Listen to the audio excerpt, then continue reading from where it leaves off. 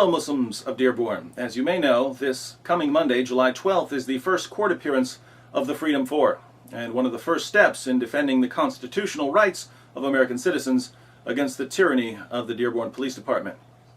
Interestingly, the open persecution of Christians by Chief Haddad's Sharia task force is expanding the work of Act 17 in Dearborn.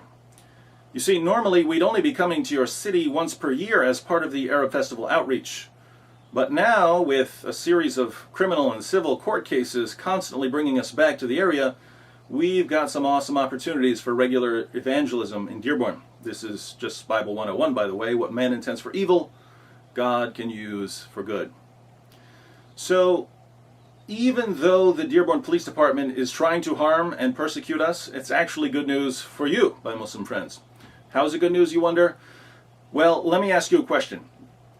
If what you believe is false, do you want to know it? If what you believe is false, do you want to know it? Or would you rather continue believing in something that just isn't true?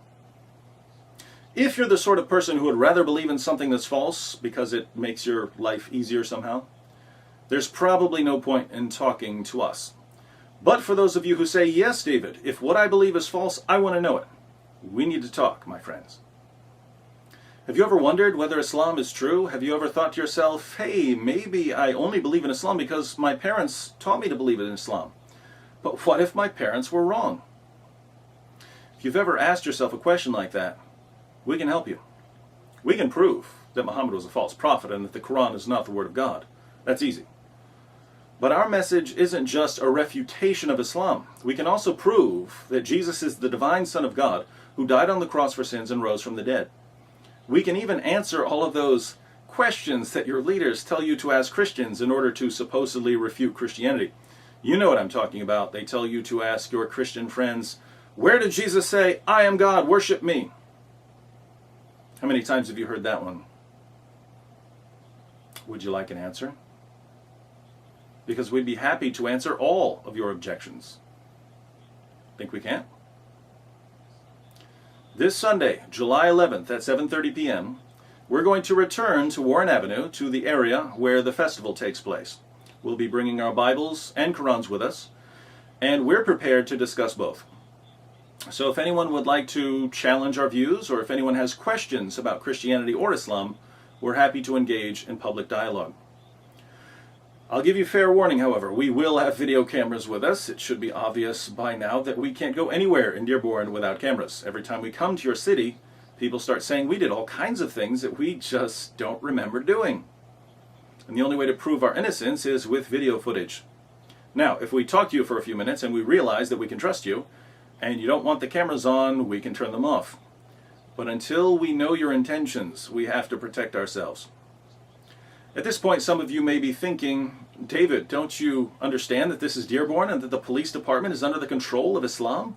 Don't you realize that we can snap our fingers and Chief Haddad will have all of you arrested, even if you've done absolutely nothing wrong? Well, it's true that if you want Chief Haddad to arrest all of us for trying to have a peaceful dialogue, he'll probably do it. He did it last time. It's also true that if you tell him to steal our camera equipment, he'll probably do that too. He's still got a couple $1,000s worth of our property locked away at STF headquarters. So yes, I'll grant that the Muslims of Dearborn have an entire police department in their pocket. But is this really the image of Islam you want the world to see? Last year, Muslim security guards slapped us around for asking a question about the Quran. This year, police arrested us while Nabil was having a peaceful dialogue with Muslims. There are terrorist attacks all over the news. People are starting to learn that Muhammad had sex with a 9-year-old girl, that he allowed his followers to rape their female captives, that Muslims can beat their rebellious wives.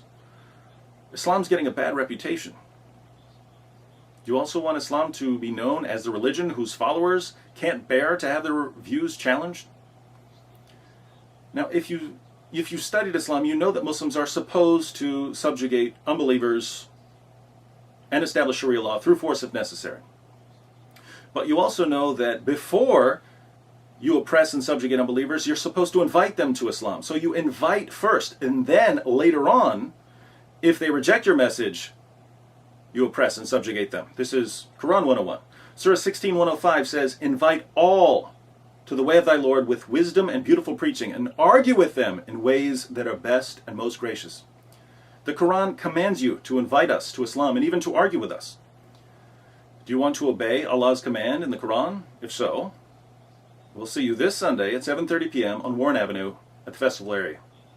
You can invite us to Islam as you're commanded to do, and we'll preach the gospel to you as we're commanded to do. Of course, it won't surprise me if no Muslims show up. If you don't want to discuss these issues, that's fine. As long as we're able to walk down the street in Dearborn without being physically assaulted and without being unlawfully arrested, as long as you recognize our constitutional rights in your city, I'll consider that an amazing step forward given what I've seen over the past 2 years. But I hope to find some Muslims in Dearborn who are willing to engage in rational dialogue. Whatever happens, though, remember this. We're not just fighting for our rights, my Muslim friends. We're fighting for your rights as well. If the police department starts dictating what people get to discuss and when and where they get to discuss it, we all lose. So even though many of you cheered when you saw police enforcing Sharia law and hauling us off in handcuffs for being Christians in Dearborn, you might want to reconsider your position. If our rights go out the window, yours could be next. Don't let Dearborn become the first city in America to shred the U.S. Constitution.